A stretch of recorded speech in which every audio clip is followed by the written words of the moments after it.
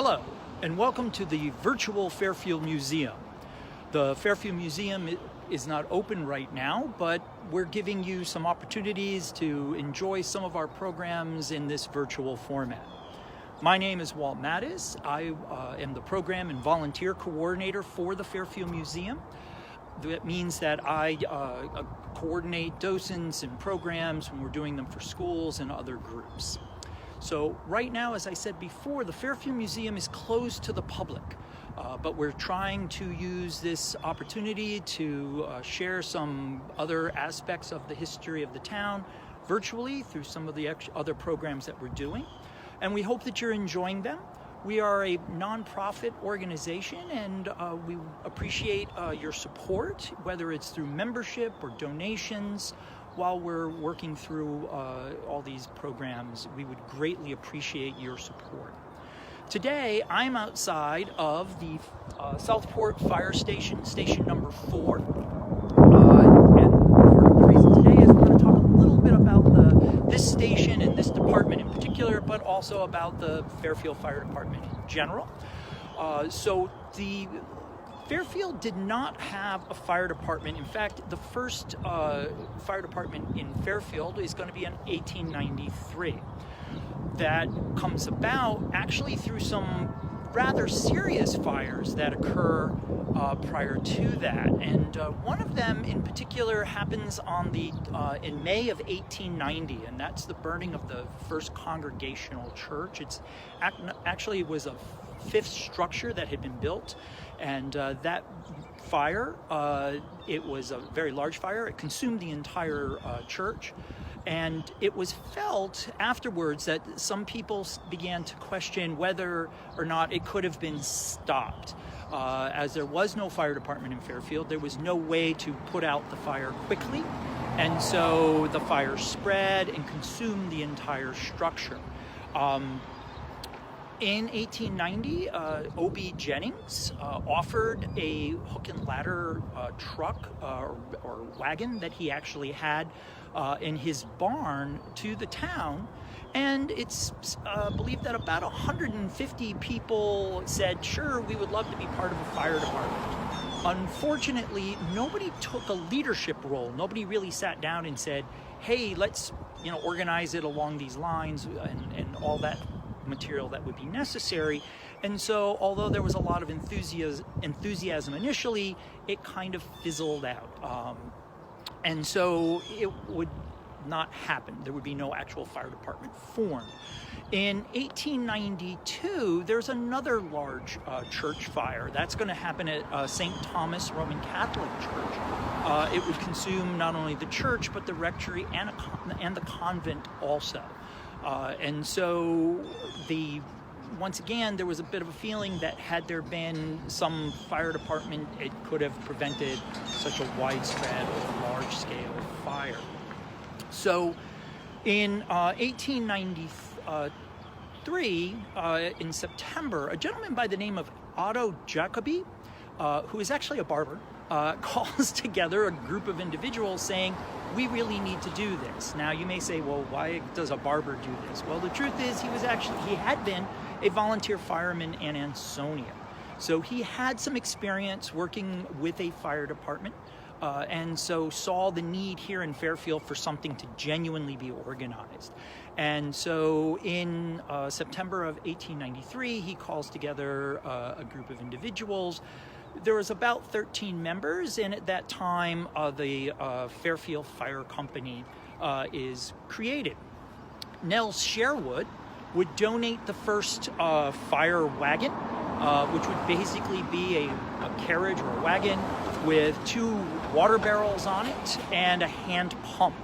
So the water would be pumped by hand to be sprayed onto whatever fires they might have to deal with. Southport will go about getting its first fire department starting in 1894. There is a series of fires that will happen very near the harbor area of Southport. And the largest one is actually going to happen on Christmas Eve of 1894, and it's going to burn Most of the southwest intersection of Main Street and Harbor, and it will consume so much and be so concerning that locally they'll start to think about it. Then in 1895, there will be a large fire at the Jelliff factory. Now, the Jelliff factory they produced wire goods, everything from sieves to barbed wire to other farming implements. And there was a large fire. It destroyed several buildings. And C.O. Jelliff will actually decide that it's time for Southport to have its own fire department. So in October of 1895, he and a group of other businessmen in town will get together and have their first meeting. And then they have a second meeting where they get together, and the understanding is that they had it at a private residence, and other people living in Southport came to the meeting, and they were not allowed in. And so the individuals who came took it very personally and said, well, you know, you guys are going to create a fire department. We're also going to create a fire department. So the Southport Fire Department, as well as what became known as the Pequot Fire Company, are both formed here in Southport in 1895. The irony is that by 1896, they both have their own meeting places, both of which are on what at that time was known as was Railroad Place. Today is known as Station Street, and they were almost across the street from one another. The Southport Fire Department had an actual ladder truck that they had already received, as well as hose and other materials. They also had a hand pump, similar to the one that was in Fairfield. But the Southport Fire Department took the extra step and actually communicated with the Bridgeport Fire Department and decided that they needed to get an actual steam pump truck, meaning that they would actually have a fire within the wagon inside a contained area that would actually drive a steam pump, which would allow for greater water dispersal on a fire as opposed to a hand-operated pump. That would arrive in 1896, and they would actually take it over to the Tide Mill Dam and Tide Mill, and they would use it to demonstrate to all of Southport how powerful it was, how quickly it would heat up, and how quickly it could pump water. It was said that it could fire water at 106 feet into the air, which would give it a large area to cover when it was trying to put out fires. So these two fire groups are going to operate together. They actually go to fires together, despite their differences in the two departments. They both understand their job is to put out fires. Now, the Pequot Fire Department, or Fire Company, actually had more members. So sometimes it was felt that the Southport Fire Department had better equipment, but the Pequot Fire Company had more members, so that they were able to help put out a fire. I did read one little excerpt about a fire where it was said that the Fairfield Fire Department had brought equipment. Southport Fire Department was the first on the roof, and that the Pequot Fire Company had brought the best support. So together they worked as a great team, and people really began to realize that it was kind of silly for these two organizations to be operating independent of each other, and that maybe they should work together and actually do firefighting as a single entity.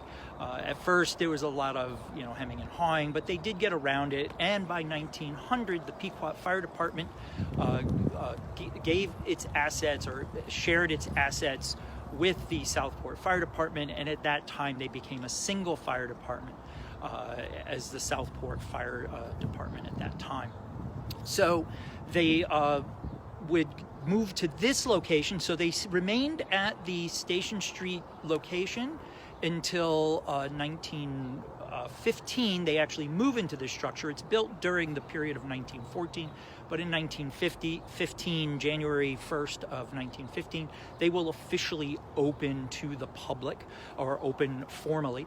And at that time, they would come here with both a ladder truck and a steamer at that time. By the other side of the story is that the Southport Fire Department became very well known for its carnivals. It would hold a carnival every year. Originally, they were held over by where at that time it was the Pequot School. Today it's Southport School. But at the time it was the Pequot School. They would hold them there at one time, and then eventually they would begin having them at Wakeman Field. Now, Wakeman Field was at the location of basically where I-95 and Jelliff Lane are all in the area of what today. But at the time, that was the Wakeman Field where they would often hold their carnival. They were very, very popular, and they raised a lot of money both for themselves and other charities using that. So by 1928, the entire fire department of Fairfield had begun to hire full-time, although both the Stratfield and Southport continue to have active volunteers on their force. But the rest of the fire department in 1928 began to become a paid, started out with 1 or 2 per station, and it grew from there. There were also other stations added. There was the Tunxis Hill Station, which was station number 2, Stratfield, which becomes station number 4, station number 3, Southport, which is station number 4, Greenfield, which is station number 5, and there was a station number 6, and that was the Pine Creek Station, which operated from about 1943 to about 1958, and in 1958, it was actually absorbed into Station 1, which is the one today on Reef Road. So those 2 stations became one group. So today there are 5 fire stations that operate today in Fairfield. And during these times, would like to give a quick shout out once again to all the first responders that are helping and working very hard to help the town in the times that we are currently working through. So I hope you've enjoyed this segment of Where's Walt. Once again, we are here at the Southport Fire Station. Oh, one quick thing, and I just noticed this a little bit ago. So you may notice to the right of the sign there's a bell. Now that bell was made in 1850. It was made in a foundry. But it's actually from the Congregational Church, and it was actually donated to the fire department originally as a bell to be rung to help people know that there was a fire and that they could come to the volunteers could show up. But also it's also a remembrance of firemen of Fairfield that had been lost over their course of service. So I'd throw that in, and also. Very quickly, you may notice the fire hydrant. A lot of people ask about those fire hydrants that are painted like little Revolutionary War soldiers. Those were originally done during the 350th anniversary of the founding of Fairfield in 1989. They were done by a woman by the name of Jean Harrison. She was the one who did them originally. And then again, for the 375th anniversary, there were some that were repainted again at that time. So once again, I hope you've enjoyed and had a good time. Once again, we appreciate all your support, and I hope to see you on the History Trail. Thank you. Take care.